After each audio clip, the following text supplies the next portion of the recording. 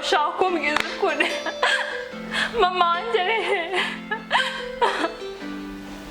ako Fanny mwana wanjye ase ubundi imbere ya byose mama mujya gushakana mwashakanye atwite wamufashe ku ngufu byagenze bite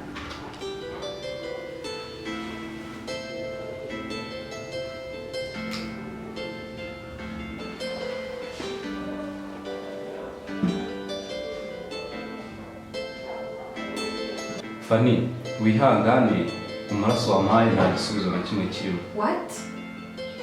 Asubundi kwita wagere ku mutima. Kwari tuzana ko muzinje ushaka iki? Sibyo bintu ko nasanzwe ndikuziho. Fanny, ihangane. Please. Ihangane umva bizakemuka kandi bakugira inama. wamwihana mama wamushyize umva Fanny Tesha Dudu. Ni byiza ariko niyo byanzura bisunika.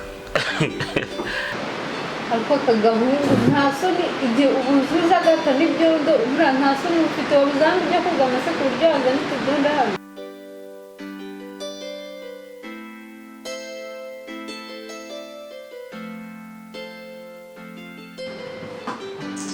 Mu bigenda we ntarabaye umwana w'imihanda.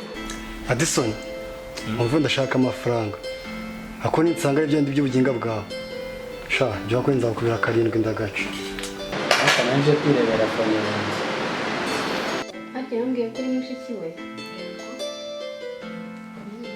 Ko boss uruzi ko nayirataye n'umwana mwiza.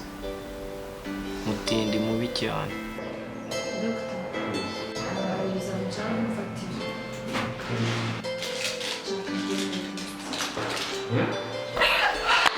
uzi n'ikindi ndakumva Fanny mwana wanjye ndavanga nindamuka ngarutse hano